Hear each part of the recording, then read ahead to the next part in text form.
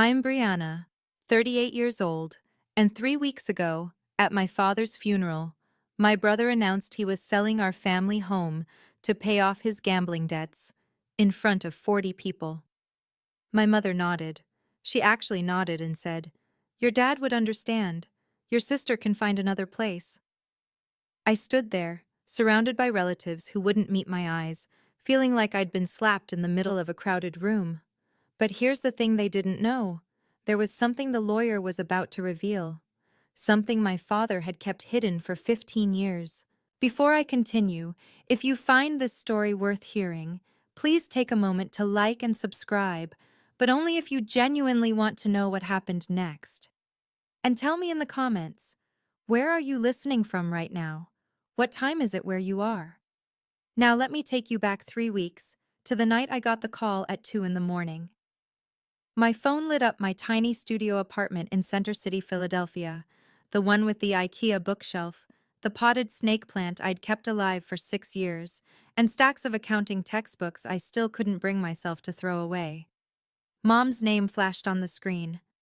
"Your father collapsed. He's at Jefferson Memorial. Come now." I drove 45 minutes through empty highways in my 2015 Camry, the one with 120,000 miles and a check engine light I'd been ignoring for months.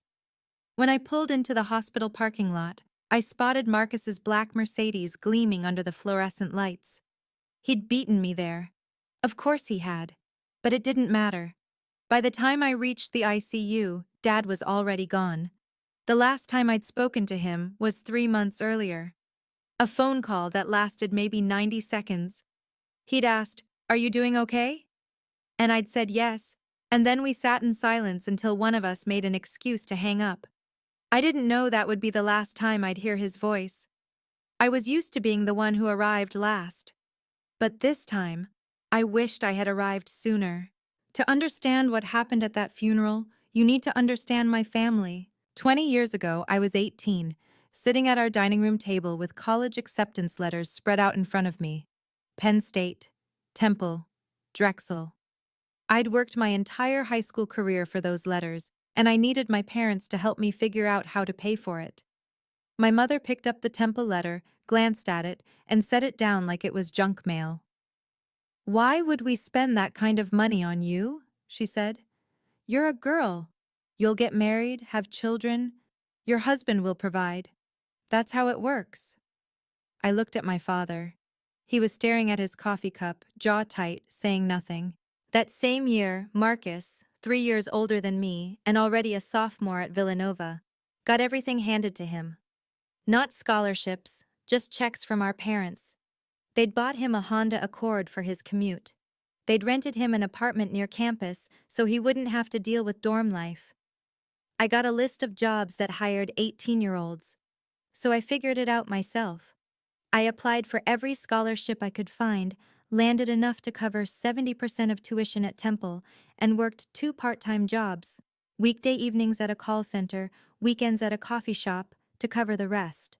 4 years of sleeping 5 hours a night, of eating ramen because groceries were a luxury, of watching my classmates go to parties while I picked up extra shifts.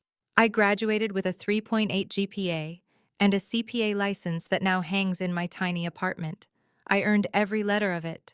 That's also why I stopped talking to my family for 2 years after graduation. I couldn't look at them without feeling the weight of everything they'd denied me. "Sons are the pillars of the family," my mother used to say. "Daughters are just guests passing through." I heard that phrase so many times, I started to believe it. The morning after Dad died, I drove back to the house I grew up in for the first time in 3 years. It was a colonial-style 4-bedroom in the suburbs of Philadelphia, built in 1985, with a wraparound porch and a backyard where I used to catch fireflies. The neighborhood was the kind where people put American flags on their mailboxes and knew each other's names. Upper middle class, respectable, the perfect backdrop for a family that looked perfect from the outside.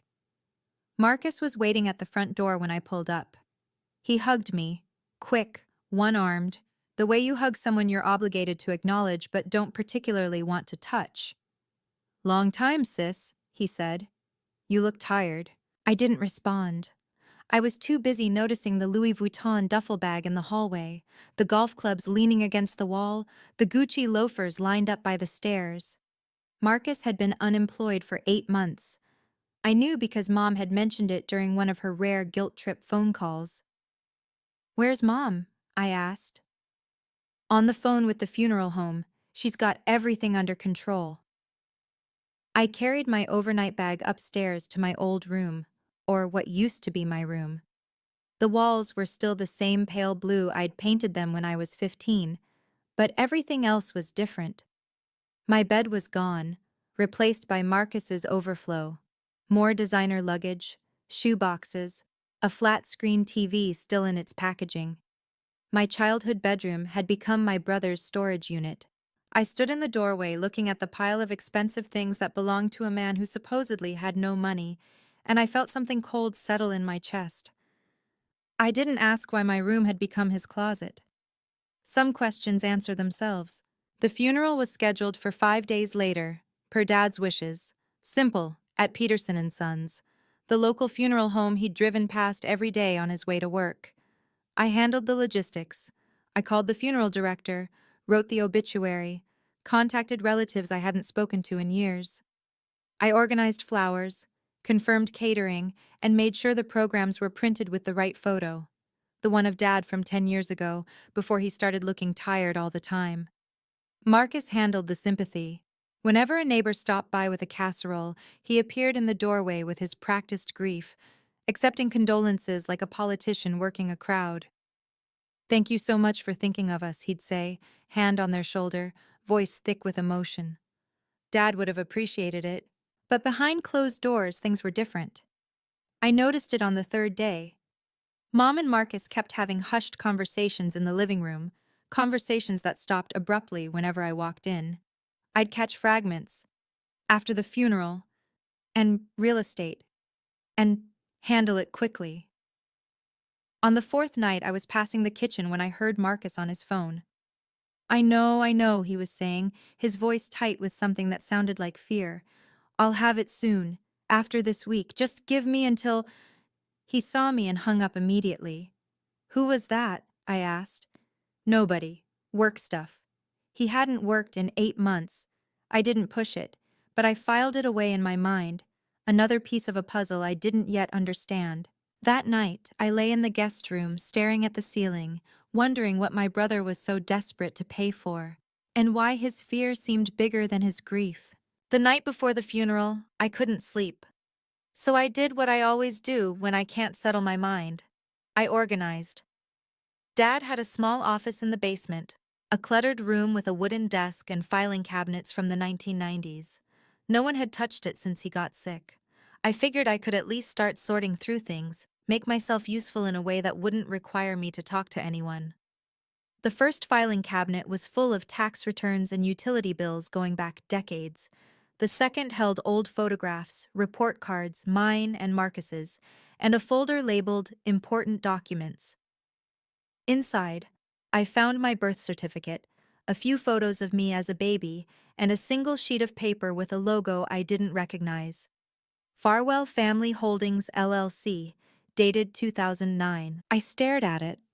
The document was some kind of operating agreement, dense with legal language I didn't fully understand, but I saw my name in the text, and my signature at the bottom, loopy and uncertain, the handwriting of my 23-year-old self. I remembered that day, 2009. Dad had called me and asked me to come home to sign some papers. Just administrative stuff for the business, he'd said. Nothing important. I was fresh out of college, still trusting him despite everything, so I signed where he pointed without reading the fine print. I'd forgotten about it completely until now. I slipped the paper into my purse, planning to ask Mom about it later. When I found her in the kitchen the next morning and mentioned Farwell Family Holdings, she waved her hand dismissively. "That company dissolved years ago. Don't waste your time digging through the past." So I didn't mention it again, but I kept the paper. Something told me to. The funeral was on a Thursday, gray and cold, the kind of November day that makes everything feel heavier. Peterson and Sons was the largest funeral home in the area, with dark wood paneling and stained glass windows that cast colored light across the pews. Over 40 people came, relatives, Dad's former colleagues from the construction company he'd managed, neighbors who remembered him as the quiet man who always shoveled their driveways after snowstorms. Marcus delivered the eulogy. He stood at the podium in a Tom Ford suit. I recognized the cut because I'd seen it in a magazine, $3,000 minimum, and spoke about Dad like they'd been best friends.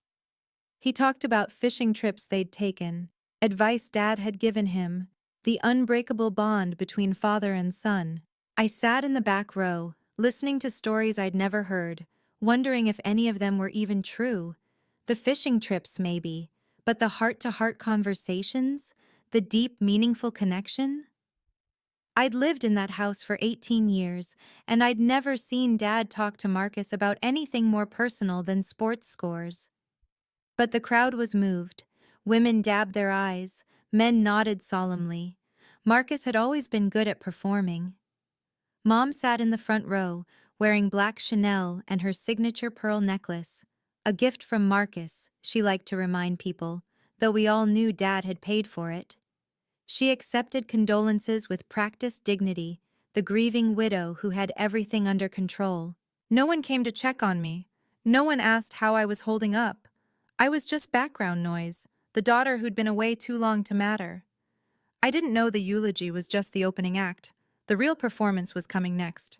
After the final prayer, most people started gathering their coats to leave, but Marcus stepped back up to the podium and cleared his throat. If I could have everyone's attention for just another moment. The room stilled. I saw Mom nod at him from her seat, a tiny, almost imperceptible gesture, like a director cueing an actor. Our family has been discussing what to do going forward, Marcus said, his voice carrying that same rehearsed emotion from the eulogy. And we've made a difficult decision. We're going to sell the family home. Murmurs rippled through the crowd. Aunt Patricia, Dad's sister, put a hand to her chest. The house on Maple?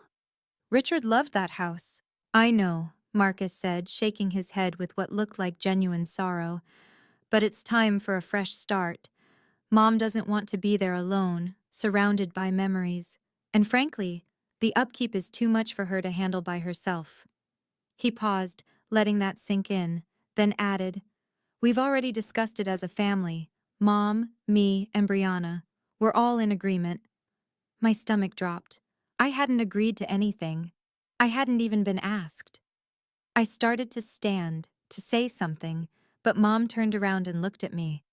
Her eyes were sharp, warning. Don't you dare make a scene. The house will be listed next month, Marcus continued.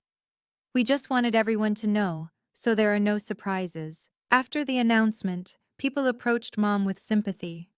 Such a hard decision. Richard would understand. You have to do what's best for the family. No one asked me what I thought. I stood frozen in the back of the room, watching my childhood home get sold off at my father's funeral, and I didn't say a word. But Marcus wasn't finished. He looked toward Mom, and she rose from her seat like they'd rehearsed this too. I want to add something, she said, smoothing her black dress as she walked to the front. I know some of you might be wondering about Brianna's situation. My face went hot. 40 pairs of eyes turned toward me. Brianna is a strong, independent young woman, Mom continued, her tone the same one she used when explaining why we couldn't afford something she didn't want to buy. She has a good job, her own apartment. She moved away years ago and built her own life. Richard would be proud of that. She paused, tilting her head with a sad smile. She doesn't need the house. Not the way Marcus does. He's had some setbacks. He needs family support right now. I'm sure you all understand. Someone in the crowd, I think it was Aunt Dorothy, whispered, Well, she did abandon them for years. Your dad would understand, Mom said, looking directly at me now. Your sister can find another place. I felt the words land like a physical blow. She'd just told our entire extended family that I didn't deserve anything, that I was an afterthought, that whatever happened to my childhood home was none of my concern. A distant cousin named Barbara leaned toward me. You know your mother's right, honey. You've done so well for yourself. Marcus needs the help more than you do. I wanted to scream. I wanted to tell them about the scholarships I'd had to fight for, the jobs I'd worked, the years I'd spent building something from nothing, while Marcus drained every resource our parents had. But I didn't. I just stood there, feeling smaller than I had in years, and said nothing. After the service, I drifted outside while everyone else stayed to mingle. The November air was bitter, but I needed it. I needed to breathe something that didn't feel like betrayal. Through the window, I watched Marcus shake hands with a man in a tailored gray suit. They exchanged business cards. The man handed Marcus a folder with the logo of a real estate agency on the front. He'd brought a realtor to the funeral. Mom appeared beside the man, gesturing toward the door like she was giving directions. A minute later, I saw them all get into separate cars and drive away, toward the house, I realized. They were showing the property before Dad was even in the ground. I walked back inside to find my purse, and that's when I heard Aunt Dorothy talking to a group of cousins. Well, what do you expect? Brianna abandoned them, didn't call, didn't visit for years, and now she wants to show up and claim something? Blood doesn't work that way. I froze in the hallway, hidden by a pillar, and listened. Her poor mother, someone else added, having to deal with a daughter like that on top of losing her husband. At least Marcus stayed. He's been there for Linda through everything. I thought about all the times I'd called and been told Mom was busy, all the holidays I'd offered to come home, only to be told, we're keeping it small this year, all the ways I'd tried to rebuild bridges they kept burning. On my way out, I noticed something new on the front lawn of the funeral home, a real estate sign with a "Coming Soon" banner. They'd planned this for a while, and no one had thought to tell me. I took a photo of the sign. Evidence, I told myself, though I didn't know yet what for. That night, I tried to talk to them. The house was quiet. Most of the relatives had gone back to their hotels or their own homes, leaving just the three of us in the living room, Mom in Dad's leather armchair, Marcus sprawled on the couch, me standing in the doorway like a visitor in my own childhood home. I need to ask you something, I said, about selling the house. Mom looked up from her phone. What about it? You said we all agreed. We didn't. No one asked me anything. Marcus laughed, a short, dismissive sound. Come on, Bree. You haven't been part of this family in years. What do you care what happens to it? I care because it's our family home, because Dad died 4 days ago and you're already showing it to buyers, because I have just as much right to be part of this decision as either of you. Mom's expression hardened. You have no right. You walked away. You didn't call, didn't visit, didn't help when your father was sick. And now you want to show up and demand a say? I called. You said you didn't need me. We didn't need your guilt. We needed your presence.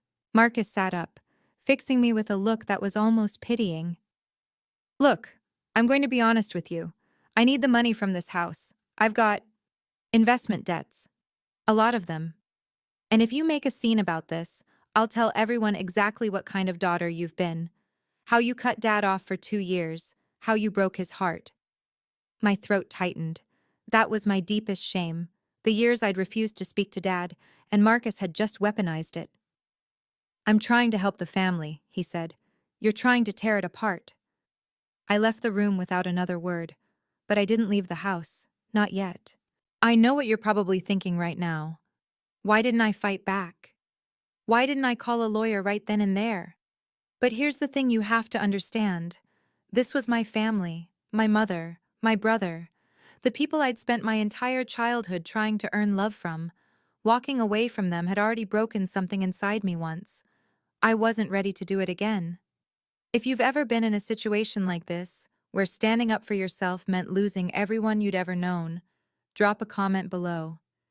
Tell me I'm not alone. And if you want to know what happened next, stay with me.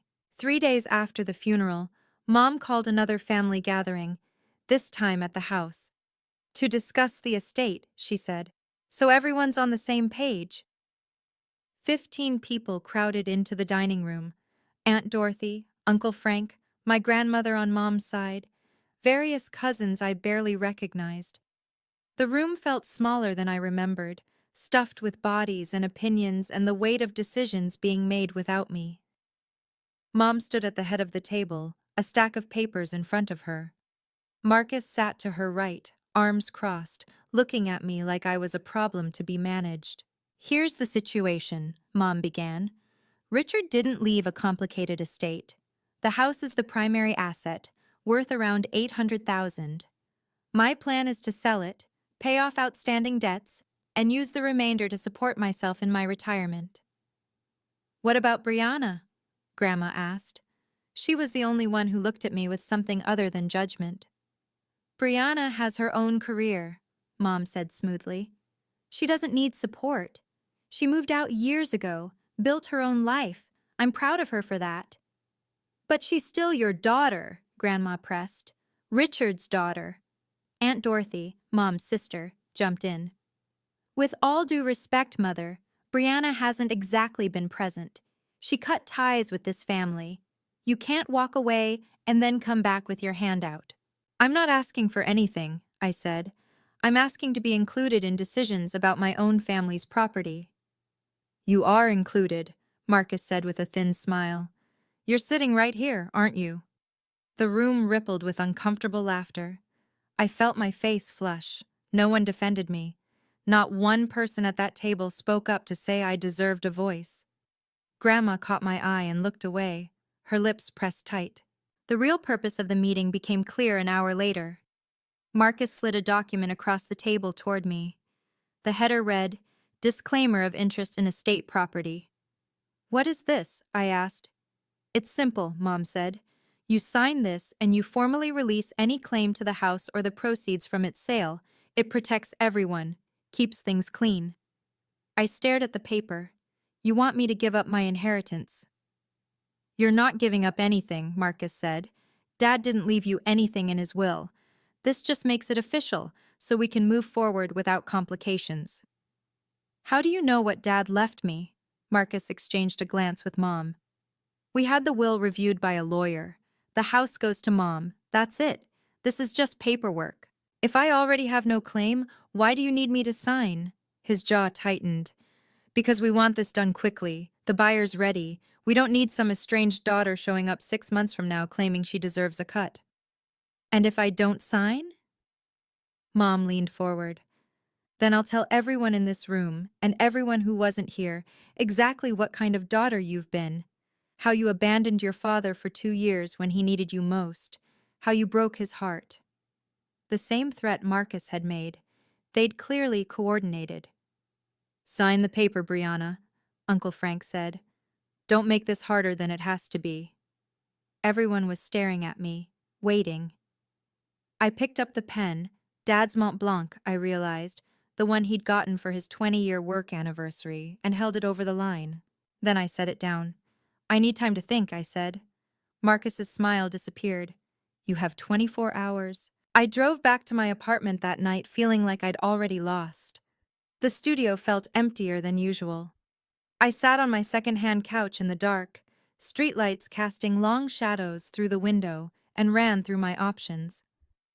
I could sign the paper, give up whatever claim I might have, walk away, let them have the house. It would be easier. No more family meetings, no more accusations, no more being made to feel like I didn't belong. But something in me refused. Maybe it was pride. Maybe it was the memory of all those nights I'd worked double shifts to pay for a degree my parents refused to fund. Maybe it was the way Mom had announced to 40 people that I didn't matter. Or maybe it was the paper in my purse, the one with the logo I didn't recognize, Farwell Family Holdings LLC. I pulled it out and looked at it again in the dim light. My signature was there at the bottom, loopy and young, from 15 years ago. Dad had asked me to sign it, and I had without question, because I trusted him. What had I signed? I thought about calling a lawyer, but it was almost midnight, and I didn't even know where to start. Then I remembered. Dad's funeral program had listed a name, Gerald Whitmore, estate attorney, Henderson Family Council for 20 years. I found the number in Dad's old address book, which I'd taken from his office along with a few other things. Tomorrow, I decided. Tomorrow I would call this Gerald Whitmore and ask him what Farwell Family Holdings meant. If I was going to lose, at least I wanted to know the truth first. Gerald Whitmore's office was on the fourth floor of a brick building in downtown Philadelphia, the kind of place with brass nameplates and Persian rugs and the faint smell of old paper. He was older than I expected, late 60s with white hair and wire-rimmed glasses that made him look like someone's grandfather. But his eyes were sharp when he shook my hand. "Miss Henderson, I was hoping you'd call." That surprised me. "You were? Please sit down." He gestured to a leather chair across from his desk. "I've been your father's estate attorney for 20 years. He and I had an understanding." I pulled the LLC document from my bag and slid it across the desk. "I found this in his files. I don't know what it means, but it has my name on it." Whitmore picked it up and something flickered across his face. Recognition. Maybe relief. "Do you know about Farwell Family Holdings LLC?" he asked. "My mother said the company dissolved years ago." "Your mother is mistaken." He opened a drawer and pulled out a manila folder, thick, well organized, like he'd been keeping it ready. "Miss Henderson, there's something your father asked me to tell you, but only when the time was right." My pulse quickened. "What do you mean?" "The family house, the one on Maple Street, it's not part of your father's estate." "What?" "In 2009, your father transferred the property into Farwell Family Holdings LLC. The house belongs to the LLC, not to him personally." I stared at him. "Then who owns the LLC?" Whitmore looked at me over his glasses. "You do, Miss Henderson. You're the sole member. You have been for 15 years. For a long moment, I couldn't speak. "That's not possible," I finally managed. "I would have known. Someone would have told me." Whitmore shook his head slowly. "Your father was very specific about confidentiality. He didn't want anyone to know. Not your mother, not your brother, not even you, until it became necessary." "But why?" He pulled another document from the folder. This one was older, the paper slightly yellowed. "In 2008, your father came to me with concerns. He'd noticed changes in Marcus's behavior, gambling, debts, the beginnings of what would become a serious problem." I thought of Marcus's desperate phone call at the funeral home, the fear in his voice.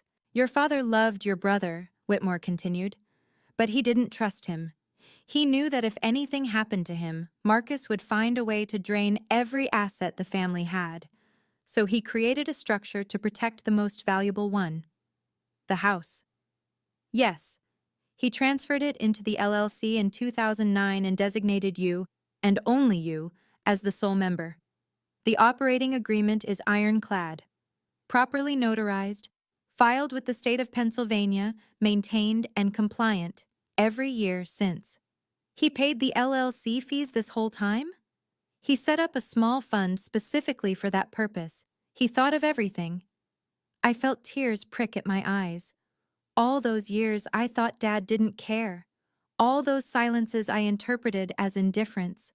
And this whole time, he'd been building a fortress around me. "Your father wasn't good with words," Whitmore said gently, "but he was meticulous with documents. This was his way of saying what he couldn't." I wiped my eyes with the back of my hand. "What do I do now?" "Now," he said, "we set the record straight." Whitmore let me sit in his office for as long as I needed. He made tea, Earl Grey in china cups that looked like they'd been his grandmother's, and waited while I processed everything. For the first time since Dad died, I really cried. Not the polite, controlled tears I'd shed at the funeral. These were ugly, gasping sobs that came from somewhere deep in my chest. Grief and relief and confusion all tangled together. Dad had seen me. All along, he'd seen me. I thought about every time he'd sat silent while Mom dismissed me. Every holiday where Marcus was celebrated and I was tolerated. I'd interpreted his silence as agreement, as proof that he thought I mattered less too. But that wasn't it at all. He just hadn't known how to fight for me out loud. So he'd fought for me on paper. Whitmore handed me a sealed envelope. My name was written on the front in Dad's handwriting. Shaky, the letters uneven, like his hands had been unsteady when he wrote it. He gave me this 3 months ago, Whitmore said. Asked me to hold it until you needed it. I didn't open it there. I wasn't ready. But I ran my thumb over the letters of my name and felt something shift inside me. There's going to be a formal will reading, Whitmore said. I'll arrange it for Friday. I'll invite everyone who was at that family meeting. They'll fight this, I said. They'll say I manipulated Dad or that the documents are fake. Let them say whatever they want. He pulled out another folder, this one full of receipts, notarized signatures, filing confirmations. I've been preparing for this moment for 15 years. The paper trail is impeccable. For the first time in weeks, I felt something like hope. How do you want to handle this? Whitmore asked. I'd stopped crying by then. The tea had gone cold, but my mind was sharper than it had been in days. I could tell them privately, I said. Pull Mom and Marcus aside, explain the situation, avoid a public scene. You could, Whitmore agreed. That would certainly be the more diplomatic approach. But they didn't give me that courtesy. I thought about the funeral announcement, the family meeting, the way they'd tried to humiliate me into submission in front of everyone I'd grown up with. They chose to do this publicly, to make me look like the ungrateful daughter in front of 40 people. So you'd like to set the record straight in the same venue? I'd like the truth to come out the same way the lies did. Whitmore nodded slowly. I'll schedule the formal will reading for Friday at 10 a.m. I'll invite everyone who was at that meeting. Your mother, brother, aunts, uncles, grandmother. They'll expect it to be a routine procedure. Will you need anything from me? Just be there. Bring the original document you found. I'll handle the rest. He paused, then added, There's someone else who might be helpful. Patricia Callahan. She was your father's accountant for years. She witnessed the original LLC formation. If your family challenges the legitimacy of the documents, she can corroborate everything. She's willing to do that? She's been waiting to do that. She always liked you, Miss Henderson, and she knew your father's true intentions. I left Whitmore's office with something I hadn't felt in a long time: certainty. I wasn't going to fight this battle by screaming or crying or begging them to see me. I was going to let the paperwork speak for itself. Patricia Callahan lived in a modest townhouse in Conshohocken, the kind of place with window boxes full of mums and a welcome mat that actually meant it. She was in her late 50s with silver-streaked hair and the kind of face that made you want to tell her your problems. I wondered when you'd come, she said, ushering me into her living room. Gerald called ahead. Tea?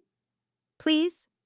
She poured from a ceramic pot while I sat on her floral couch, trying to figure out how to start.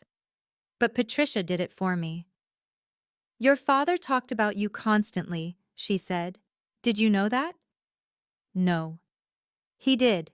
Every time you accomplished something, passed your CPA exam, got a promotion, he'd find a way to mention it. My daughter's doing well, he'd say. She's made something of herself. My throat tightened. Then why didn't he ever tell me?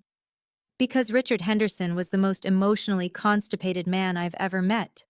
She said it with affection, not cruelty. He grew up in a house where feelings were weaknesses. He didn't know how to say, I love you, so he showed it in the only language he understood: spreadsheets and legal documents. The LLC. I was there when he set it up. I witnessed the signatures, helped him file the paperwork. He made me promise not to tell anyone, not even you, unless something went wrong.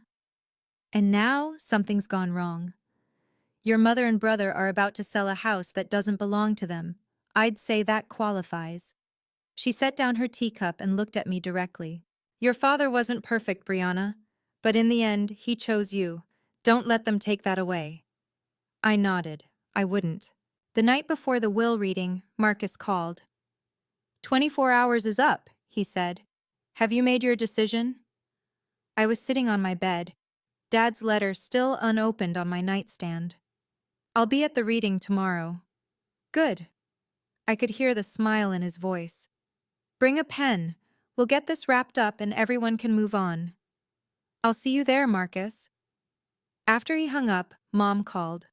Her tone was different, softer, almost pleading. Brianna, I know things have been difficult between us, but I need you to understand. This isn't about pushing you out. It's about survival. Marcus has gotten himself into trouble, and if we don't help him, people will get hurt. What kind of trouble? She hesitated. He owes money to dangerous people, a lot of money, over 300,000, maybe closer to 350. I've already given him everything I had saved. The house was supposed to be the last resort. So that was the real number. $340,000 in gambling debts. My brother had hollowed himself out chasing wins that never came. I'm sorry Marcus is struggling, I said, but selling Dad's house, my house, isn't going to fix him. It's just going to enable him to keep going. You don't understand. I understand perfectly. I'll see you tomorrow, Mom. I hung up and finally opened Dad's letter. His handwriting was shaky, the words uneven, but the message was clear. Brianna, I know your mother and brother haven't treated you fairly. I'm sorry I never had the courage to say so out loud. I wasn't a good father, but I tried to leave you something they couldn't take away. You're the only one I trust with what matters. Dad. I folded the letter carefully and slipped it into my blazer pocket. Tomorrow, I wouldn't need to say much. The paper would do the talking. Friday morning, 10 a.m., Gerald Whitmore's office. The conference room was larger than his private office, with a mahogany table long enough to seat 12 and oil paintings of Philadelphia landmarks on the walls. A crystal chandelier hung overhead, casting prismatic light across the polished wood. I arrived at 9:45 and found Whitmore already setting up. Folders arranged at his seat, a glass of water at each place, the overhead projector ready in case he needed to display documents. Are you ready? He asked. As I'll ever be. The family started arriving at 9:55. Mom came first, wearing black again, this time a designer dress I didn't recognize, with the pearl necklace gleaming at her throat. She barely glanced at me before taking a seat at the opposite end of the table. Marcus strolled in 15 minutes late, because of course he did. He was wearing the Tom Ford suit again, freshly pressed, as if this were a business meeting where he expected to close a deal. He clapped Whitmore on the shoulder like they were old friends. Thanks for putting this together, Jerry. Let's make it quick, yeah? Uncle Frank, Aunt Dorothy, Grandma, and a handful of cousins filed in after him. The same cast of characters from the family meeting, here to witness what they assumed would be my final defeat. Marcus caught my eye across the table and winked. Actually winked like we were sharing a joke. Brought a pen this time? He asked. I didn't answer. I just smoothed my navy blazer, the same one I wore to important client meetings, the one I'd bought with my own money after my first promotion, and waited. Whitmore closed the door and took his place at the head of the table. Shall we begin? I have to pause here for a second, because this is the moment I'd been waiting for my entire life. Not for revenge. I want to be clear about that. I wasn't sitting in that conference room dreaming about making my family suffer. I was waiting to be seen, to be acknowledged, to finally, after 32 years, have someone stand up and say that I mattered. If you've ever felt invisible in your own family, like no matter what you accomplished, it was never enough, then you know exactly how I felt in that chair. Like and comment if you're still with me. And stay close. What happened next changed everything. Whitmore began with the standard formalities, confirming everyone's identity, explaining the purpose of the reading, outlining the basic structure of Dad's estate. Richard Henderson's will is straightforward, he said, turning pages in his folder. Personal effects are to be distributed among family members at Mrs. Henderson's discretion. His vehicle, a 2018 Honda Accord, goes to Marcus.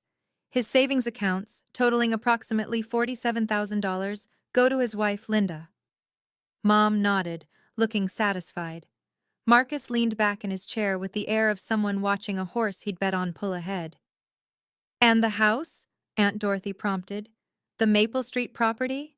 Whitmore paused. He removed his glasses, cleaned them on his tie, and put them back on, a gesture I would later realize was entirely deliberate. "Regarding the house," he said slowly, "there's an issue." The room went quiet. Marcus sat up straighter. "What kind of issue?" Mom asked. "The property on Maple Street is not part of Mr. Henderson's personal estate." "That's ridiculous," Marcus said. "He owned that house for 30 years. "He lived in that house for 30 years, Whitmore corrected.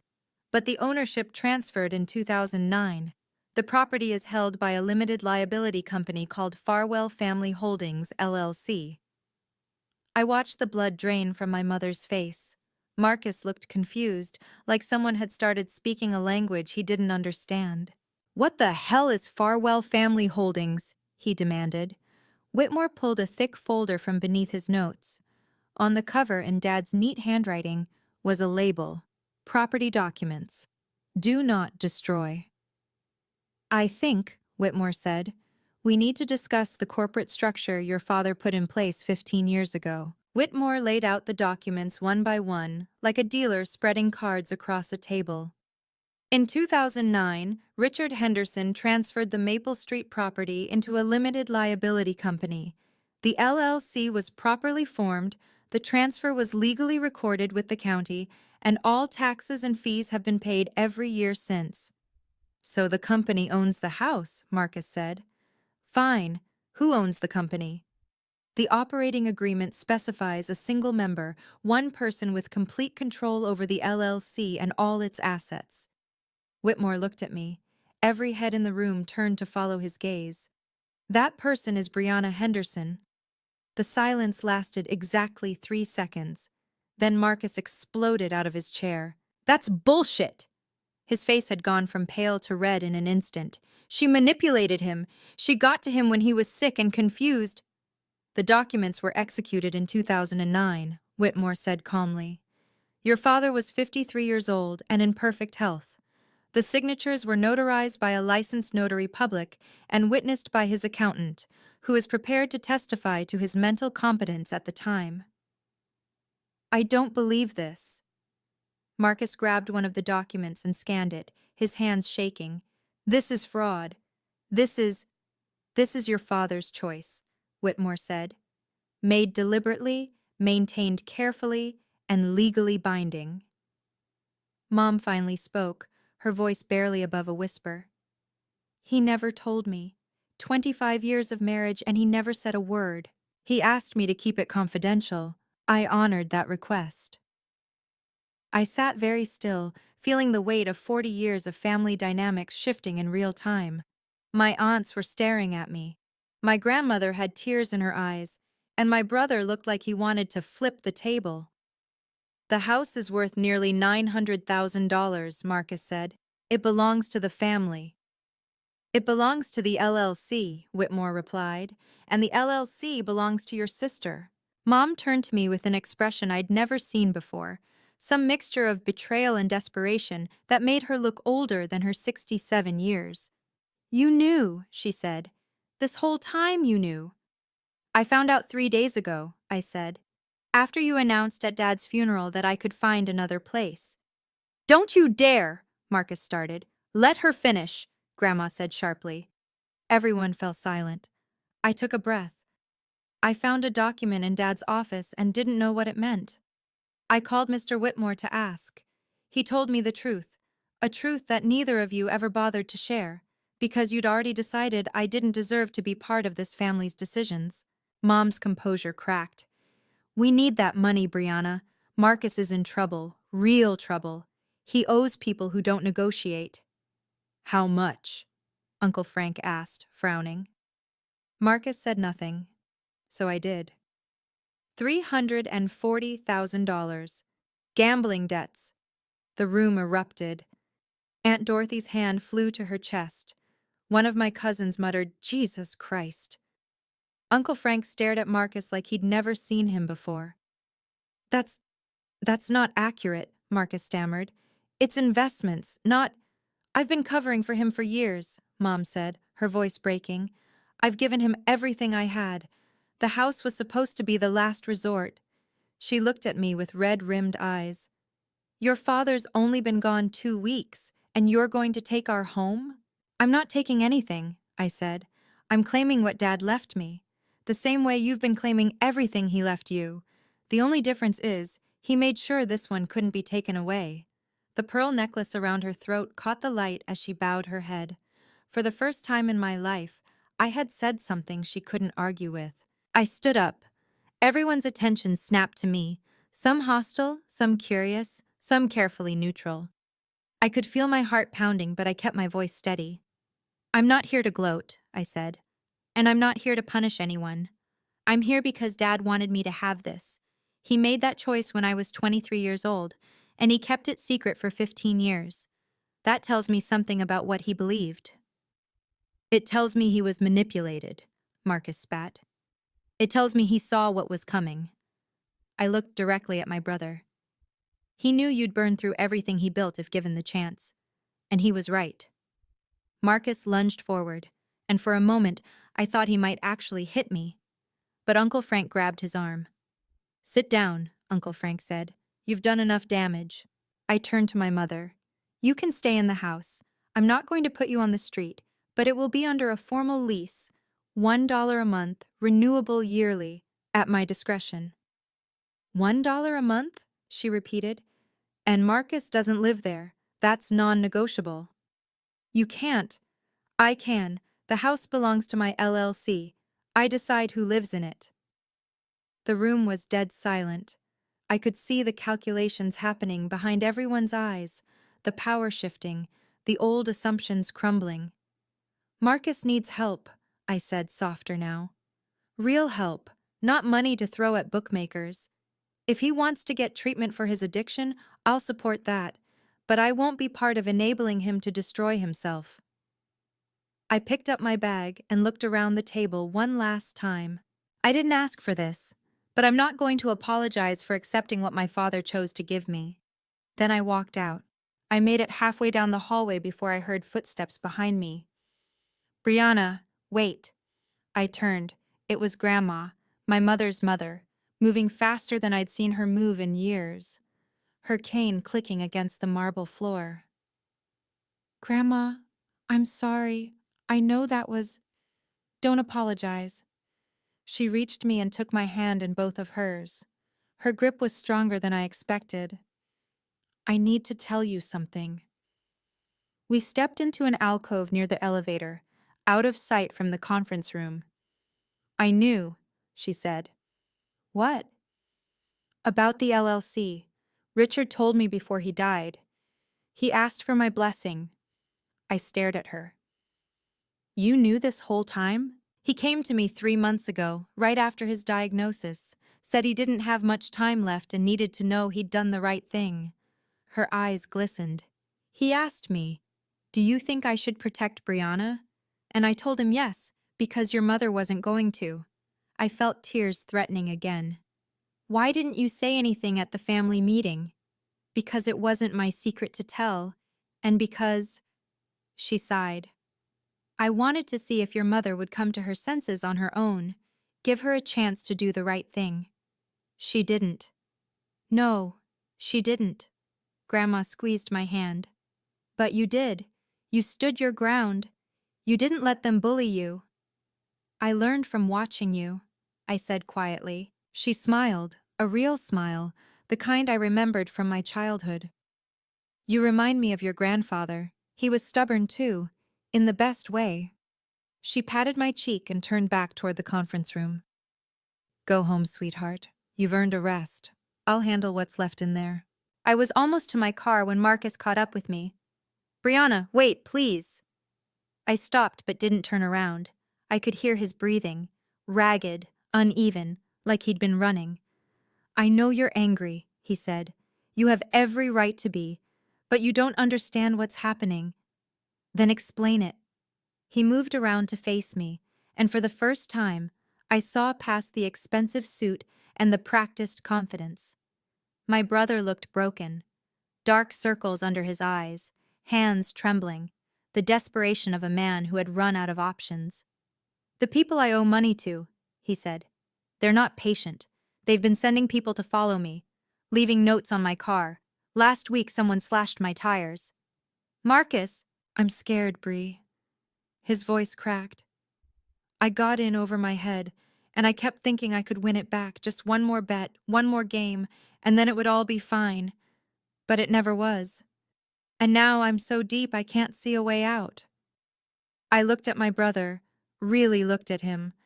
The man who had been handed everything I'd had to fight for, who had squandered every advantage and still expected someone else to clean up his mess. And underneath all that, I saw the kid who used to play catch with me in the backyard. The teenager who walked me to school when I was scared of the older kids, before everything went wrong. You need rehab, I said, not money. I know. 90 days, minimum. A real program, not some weekend retreat. He nodded, not meeting my eyes. If you do that, I said, really commit to getting help, then we can talk about what comes next, but not before. And if I don't? Then you're on your own. Mom was waiting by my car. She must have slipped out a side entrance while I was talking to Marcus. Her makeup was streaked, the careful facade completely dissolved. She looked smaller somehow, like grief and shock had compressed her. Did he leave anything for me? She asked quietly. Richard, in that folder of his. Any message, any explanation? I thought about lying, telling her that Dad had written her a beautiful letter full of reconciliation and forgiveness, but she didn't deserve a lie. She deserved the truth. No, I said. He didn't mention you at all. She flinched like I'd struck her. 35 years, she whispered. I gave him 35 years of my life, and he left everything to— He left the house to me, I said. Not because he loved me more, because he knew you and Marcus would burn through it, and he was right. I was doing what I thought was best for the family. You were doing what was best for Marcus. There's a difference. She started to argue, then stopped. Something shifted in her expression, not acceptance exactly, but the beginning of recognition. I raised him the way I was raised, she said. Sons are investments, daughters are temporary. That's what my mother taught me. Grandma seems to have changed her mind, a bitter laugh. She always liked you better. Maybe she just saw me more clearly. Mom reached up and unclasped her pearl necklace, the one she'd worn every day for as long as I could remember, and held it in her palm for a moment. I don't know how to fix this, she said. Neither do I admitted. But maybe that's where we start. She didn't respond. She just walked away, still holding the pearls, leaving me alone in the parking lot with the weight of everything that had just changed. The will reading broke up slowly after I left. I heard the details later, from Grandma and from Whitmore. Aunt Dorothy had tried to argue that the LLC was somehow fraudulent, but Whitmore shut her down with documentation that went back 15 years. Notarized signatures, state filings, annual reports. Every I dotted, every T crossed. Uncle Frank had taken Marcus aside and told him he was a disappointment. Harsh, maybe, but Marcus just nodded. He was too hollowed out to fight anymore. Patricia Callahan called me that evening. You did beautifully, she said. Your father would have been so proud. I just told the truth. Sometimes that's the hardest thing to do. She told me she'd watched the family leave one by one. Some of them stopped to shake Whitmore's hand and mutter apologies for their earlier assumptions. A few cousins had apparently texted me, though I hadn't checked my phone yet. Your grandmother stayed until the end, Patricia added. She wanted to make sure the message was clear. She told your mother, "You did this to yourself, Linda. Don't blame the child." I smiled despite everything. Grandma had always had a spine of steel, even when the rest of us were crumbling. 2 days later, Whitmore's office sent me a formal package, the original operating agreement, the property deed, the keys to the house on Maple Street. All of it now officially, publicly mine. I held the keys in my hand, the same brass keyring Dad had carried for 30 years, with a worn leather fob and a tiny photo of me at age 5 tucked inside the clear window. He'd been carrying my picture all along. I just never knew where to look. 2 weeks later, I moved back into the house on Maple Street. Not permanently, not at first. I kept my apartment in the city for work. But I started spending weekends at the house, clearing out the clutter, fixing the things Dad had let go during his final months. The first thing I did was empty my old bedroom. Marcus's designer luggage, the shoeboxes full of sneakers he couldn't afford, the flat-screen TV still in its packaging, all of it went into the garage. He could pick it up whenever he wanted, but it wasn't staying in my room anymore. Then I repainted the walls. Soft sage green this time, a color I'd always wanted but never asked for. Mom lived in the guest room now, under the lease agreement we'd drawn up. $1 a month. She was quiet mostly. We didn't talk much, but we didn't fight either. It was a kind of peace I'd never expected. Awkward, fragile, but real. Marcus checked himself into a 90-day program in New Jersey. A real one, with group therapy and addiction counseling and no access to his phone. I didn't visit, but I sent a letter. Just one line. I'm rooting for you. He wrote back 2 weeks later. 2 words. Thank you. On Sundays, I started having dinner with Grandma. She'd come over with a casserole or a pie, and we'd sit in the kitchen where I used to do homework, and she'd tell me stories about my grandfather, the stubborn man I'd apparently inherited more than I knew. The house felt different now, lighter, like it had been holding its breath for years, waiting for someone to let it exhale.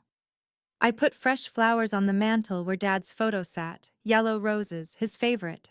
Last night, I sat on the porch as the sun went down, holding a cup of ginger tea, the same kind Dad used to drink every evening, though I never knew that until I found his mug in the cabinet. I'd read his letter 100 times by now. The words were wearing thin at the creases where I'd folded and unfolded the paper, but I could still make out the last line. You're the only one I trust with what matters. For so long, I thought my father didn't love me. I thought his silence was proof that I wasn't worth speaking up for, that I was invisible to him the same way I was invisible to everyone else in that house. But I had it backwards. Dad didn't know how to love out loud. He grew up in a family where emotions were weaknesses and actions were everything. So he showed me he cared the only way he knew how, by protecting me with documents when he couldn't protect me with words. I used to think strength meant fighting back, screaming, demanding to be seen. But now I understand it differently. Sometimes strength is patience. Sometimes it's building a fortress so quietly that no one notices until it's already standing. I'm not going to pretend everything is fixed. Mom and I are still learning how to be in the same room. Marcus has 84 days left in rehab, and I don't know who he'll be when he comes out. Some of my relatives still think I manipulated a dying man. But I know the truth. And that's enough. Dad never said I love you, but he wrote my name on every document that mattered. He gave me the house I grew up in, the security my mother tried to take, and a future no one could steal. That was his way of saying it, and I finally heard him. Thank you for staying with me until the end. If you've ever felt invisible in your own family, like no matter what you accomplished, you were always less than enough, I want you to know something. You deserve to be seen. You deserve to be valued. And protecting yourself isn't selfish, it's necessary. If this story meant something to you, please hit like and subscribe. It helps more than you know. And if you have a story of your own, about family, about boundaries, about finally standing up for yourself, share it in the comments. I'd love to hear it. Check the description for more stories like this one. Until next time, be kind to yourself. You've earned it.